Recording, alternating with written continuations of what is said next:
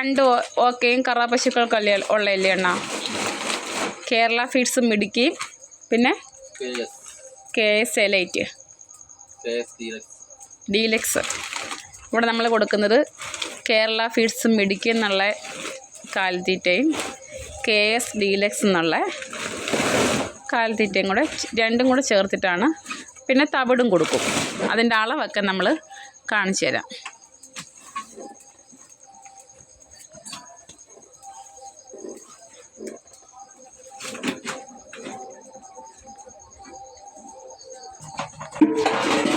നമ്മൾ പശുക്കൾക്ക് വൈകുന്നേരത്തെ തീറ്റ കൊടുക്കാൻ പോവുകയാണ്, കാലിത്തീറ്റകൾ. അന്നേരം അതിൻ്റെ അളവും കാര്യങ്ങളൊക്കെ കാണിച്ചു തരാം.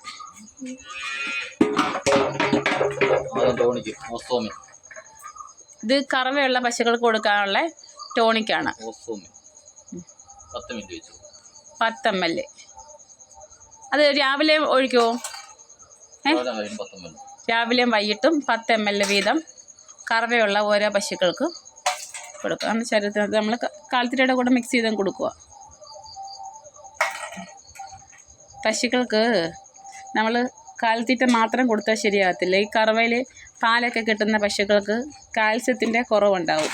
അന്നേരം നമ്മൾ അതിൻ്റെ കൂടെ നല്ല കറവയുള്ള സമയത്ത്, അല്ലാത്തപ്പോഴും കൊടുത്താൽ നല്ലതാണ്, കാൽസ്യത്തിൻ്റെ ഇതുകൊണ്ടൊക്കെയുള്ള ടോണിക്കിലൂടെ കൊടുക്കണം. ഇത് നമ്മുടെ തവിട്, ഡയമണ്ടിൻ്റെ സുപ്രീം ഡയമണ്ട് അല്ലേ, തവിടാണ്. നമ്മുടെ ഈ അളവ് പാത്രം, ആ അളവ് പാത്രത്തിന് ഒരു ഫുള്ള് വീതം കൊടുക്കും. എല്ലാവർക്കും ഓരോന്ന് വരുന്നത്.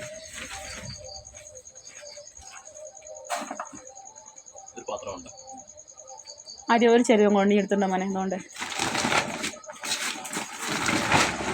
എന്നിട്ട് നമ്മൾ കേരള ഫീഡ്സ് മിടുക്കി അത് എത്ര കോരിയിടും? അത് നമ്മൾ ഓരോ പശുക്കളുടെ പാലിൻ്റെ അളവ് അനുസരിച്ചാണ്. ആ മിടുക്കി നമ്മൾ ഒരു പശുവിന് 3 എണ്ണം എടുത്തു. അത് എത്ര ലിറ്റർ പാൽ കിട്ടുന്ന പശുവിനാണ് ഇട്ടത്? 10 ലിറ്റർ പാൽ കിട്ടുന്ന പശുവിൻ്റെ വൈകിട്ട് നമ്മൾ മിടുക്കി എടുത്തേക്കുന്നത് 3. അത് ഒരു പാത്രം എടുക്കുമ്പോൾ 1 കിലോ കാണും. അത് അല്ലേ, 3 കിലോ. അത് അത് എത്ര ലിറ്റർ പാൽ കിട്ടുന്ന പശുവിൻ്റെയാ? 11 ലിറ്റർ പാൽ കിട്ടുന്ന പശുവിൻ്റെ അതാണ്. അതും 3 നമ്മൾ കോരിയിട്ടേക്കുന്നത്. പിന്നെ അടുത്തത് KS ഡീലക്സ് ഇടാൻ പോവുകയാണ്.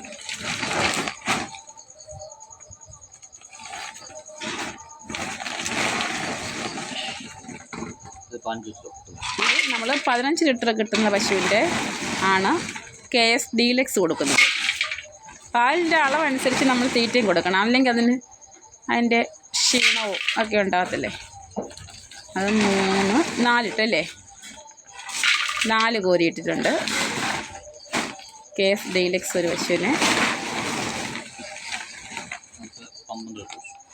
12 ലിറ്റർ പാൽ കിട്ടുന്ന പശുവിൻ്റെയാണത്.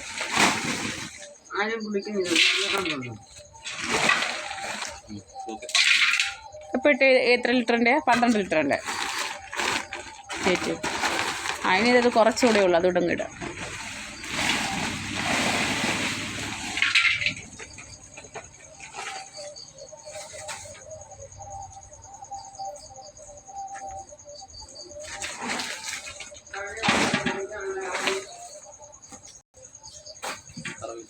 അത് കറവയില്ലാത്ത കിടാവിനിട്ട് ഇടുന്നതാണ്. കിടാക്കൾക്ക് കറക്കാത്ത കിടാക്കളുണ്ട്, കുത്തിവെച്ച ഒരു പശുവുണ്ട്. അതിന് നമ്മളതിൻ്റെ കാലിത്തീറ്റ ഏതായിരുന്നു? മിൽമ ഗോമതി റിച്ച്. നമുക്ക് മിൽമയിൽ നിന്ന് കിട്ടുന്നതാണ് സമീകൃത കാലിത്തീറ്റ.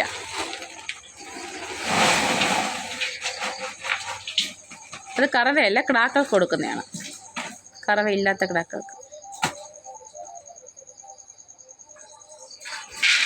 നമ്മൾ ഇതിനൊക്കെ വെള്ളം ചേർക്കുന്ന അളവ് കാണിക്കാം.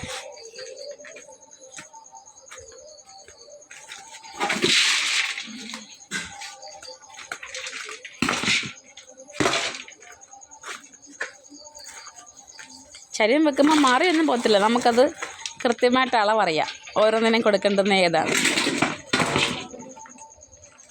നിരത്തി വെക്കുമ്പോൾ നിങ്ങൾക്ക് തോന്നും അങ്ങോട്ടും ഇങ്ങോട്ടും മാറിപ്പോയില്ലയോ എന്ന്, 12ഉം 11 ഒക്കെ പറഞ്ഞത്. അതൊന്നുമില്ല, നമുക്കത് കൃത്യമായിട്ടറിയാം. മോനെ ആ ബക്കറ്റ് എടുത്തങ്ങ് മാറ്റി വെച്ചേ. ലൈറ്റിട്.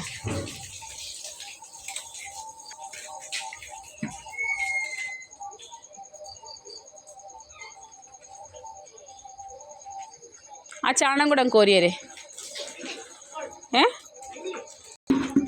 നമ്മൾ വെള്ളം നമ്മൾ തോനെയും ഒരു 2 പശുക്കൾക്കേ ഉള്ളൂ ഇച്ചിരി തോനെയും വെള്ളം വേണ്ടുന്നത്. ഓക്കെ, മറ്റതെല്ലാം ഒരു കുഴമ്പ് പരുവത്തിൽ കൊടുക്കുന്നതാണ് അവർക്കിഷ്ടം. അതേസമയം അന്തരീക്ഷമൊക്കെ നല്ല വെയിലോടെ ചൂടോടൊക്കെ ഇരുന്നേ, പിന്നെ മഴ മുഴങ്ങുന്നുണ്ട്. ഒരു ബക്കറ്റ് വെള്ളം വീതം എല്ലാത്തിലും ഒഴിക്കും. പിന്നെ ചിലതിൽ ഇച്ചിരി കൂടുതലൊഴിക്കും. ഒരു പശുവുണ്ട്, അതിൻ്റെ കറക്റ്റ് പരുവത്തിൽ കൊടുത്തില്ലെങ്കിൽ തട്ടിക്കളയും, HF പശു. ഇപ്പം നമ്മൾ നന്നായിട്ട് ഇളക്കി കൊടുക്കണം. നമ്മൾ ആദ്യം നിൽക്കുന്ന നമ്മുടെ കൊമ്പത്തി പശുവിനാണ് കൊടുക്കുന്നത്. കൊമ്പത്തിയുടെ മോൾ ഇപ്പോൾ ചെറിയ രീതിയിലൊക്കെ തീറ്റി കഴിക്കാൻ തുടങ്ങിയിട്ടുണ്ട്.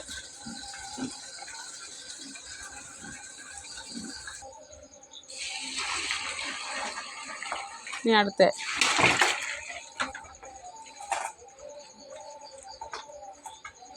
നമ്മൾ തവിടും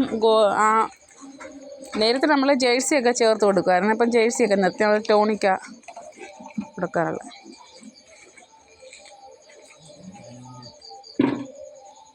നല്ല കറവയുള്ള സമയത്ത് ഇപ്പം മഴക്കാലം ആയതുകൊണ്ടാണ് പശുവിന് തണുപ്പിന് വേണ്ടി നമ്മൾ ആശാളിയൊക്കെ വെച്ച് കൊടുക്കാറുണ്ട്. അങ്ങാടി കടന്ന് വാങ്ങിക്കുന്ന ആശാളിയും കരിപ്പോട്ടിയും കൂടെ തിളപ്പിച്ച് കൊടുക്കും.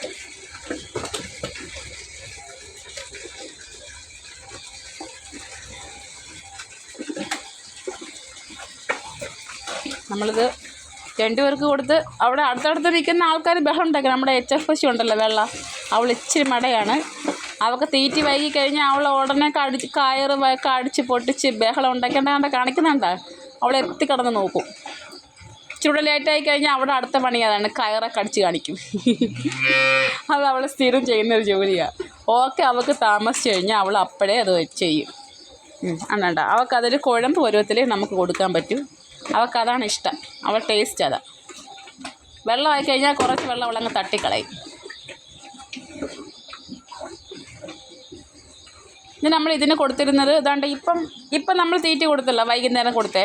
ഇതേ അളവ് തീറ്റ തന്നെ നമ്മൾ രാവിലെയും കൊടുത്തിരുന്നു. രാവിലെ വീഡിയോ എടുക്കാൻ പറ്റിയില്ല. അത് കഴിഞ്ഞിട്ട് നമ്മൾ ഇന്നത്തെ ഇതിൻ്റെ മുഴുവൻ ആഹാരം എന്ന് വെച്ചാൽ ഇതേ അളവിലുള്ള തീറ്റ എല്ലാം രാവിലെയും കാലിത്തീറ്റകൾ കൊടുത്തു. രണ്ടാമത്തെ തീറ്റ കൊടുത്തത് ഈ ചരുവത്തിന് തന്നെ ഓരോ ചരുവ് ചക്ക നമ്മൾ വെട്ടി നുറുക്കി ഉപ്പൊക്കെ ഇട്ട്, പിന്നെ ദഹിക്കുന്നതിൻ്റെ ഒരു സൈസ് പൊടിയുണ്ട് പശുക്കൾക്ക്, നമ്മൾ മെഡിക്കൽ സ്റ്റോറിൽ നിന്ന് വാങ്ങിക്കുന്നതാണ്, ചെറിയ ചെറിയ പാക്കറ്റ്. അതിൻ്റെ പേര് ഞാനങ്ങ് വിട്ടുപോയി. ആ പൊടിയും കൂടെ ചേർത്ത് ഇട്ട് നമ്മൾ ഓരോ ചരുവം കറവ പശുക്കൾക്ക്, ഈ നിൽക്കുന്ന കറവ പശുക്കൾക്കെല്ലാം നമ്മൾ അതിൻ്റെ ഓരോ ചരുവം കൊടുത്തു. അത് കഴിച്ച് അതിട്ട് നമ്മൾ പകൽ വീട്ടിലില്ലായിരുന്നു. പിന്നെ അത് ഒരു ചരുവം ഒരു 9:30 ആയപ്പം എല്ലാവർക്കും കൊടുത്തിട്ട് അവർ തിന്നയവിറക്കി.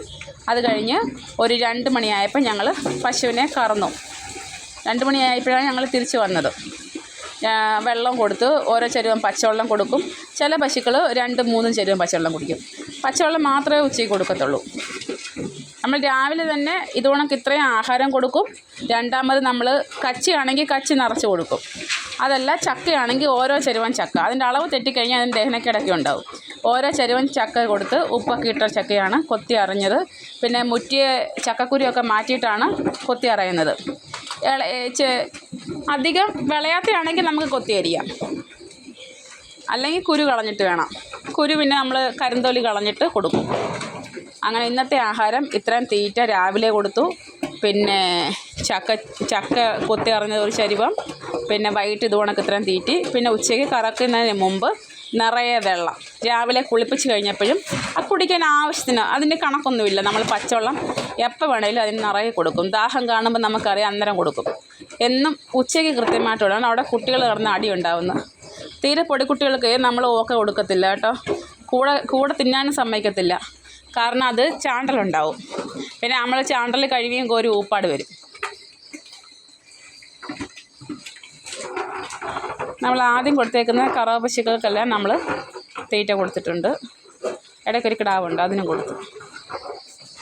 ചെറിയ അവളുമാരെ മാറത്തില്ല കേട്ടോ, തലയിട്ട് കഴിഞ്ഞാൽ.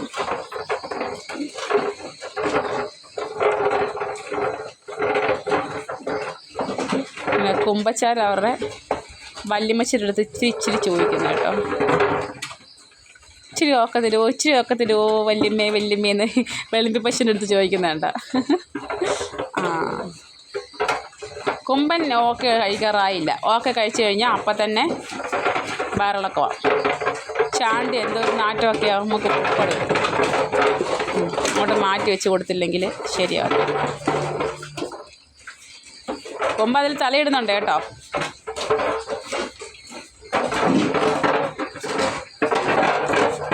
കറവപ്പശുക്കളുടെ തീറ്റ രീതിയാണ് നിങ്ങൾക്ക് മനസ്സിലായി കാണുമല്ലോ.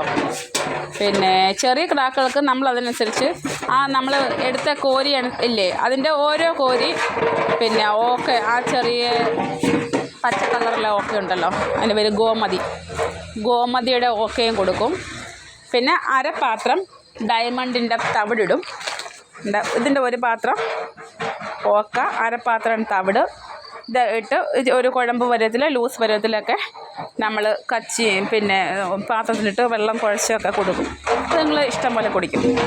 നമുക്ക് കിടാക്കൾക്ക് അങ്ങനെ ക്രമമൊന്നുമില്ല, അതിൻ്റെ ആവശ്യത്തിനുള്ള അനുസരിച്ച് കൊടുക്കും. നമ്മൾ കൂടുതലും കുറച്ച് കൊടുക്കരുത്, അത് നമുക്ക് നഷ്ടമാകും. കറവ പശുക്കൾക്ക് നമ്മൾ കൃത്യമായിട്ട് അളവിൽ ഒരേ രീതിയിൽ എന്നും ഒരേ അളവിൽ കൊടുക്കണം. നല്ല കറവയുള്ള സമയത്ത് അതിനനുസരിച്ചുള്ള തീറ്റ, കറവ കുറയുന്നതനുസരിച്ച് അതിന് തീറ്റ ക്രമപ്പെടുത്തിക്കൊണ്ടേയിരിക്കണം. ടോണിക്കുകൾ നമ്മൾ മുടങ്ങാതെ കൊടുത്തിരിക്കണം. അത് പശുവിൻ്റെ ആരോഗ്യത്തിനും അടുത്ത കറവയൊക്കെ നമ്മുടെ പാലിൻ്റെ ഗുണമേന്മയൊക്കെ കിട്ടും. വീഡിയോ ഇഷ്ടപ്പെട്ടെങ്കിൽ എല്ലാവരും നമ്മുടെ ചാനലൊന്ന് സബ്സ്ക്രൈബ് ചെയ്തേക്കണം. കൂടുതൽ ആളുകളിലേക്ക് വീഡിയോ എത്തിക്കുകയും വേണം. ലൈക്ക് ചെയ്യണം, കമൻറ്റ് ചെയ്യണം, ഷെയർ ചെയ്യണം. ബൈ.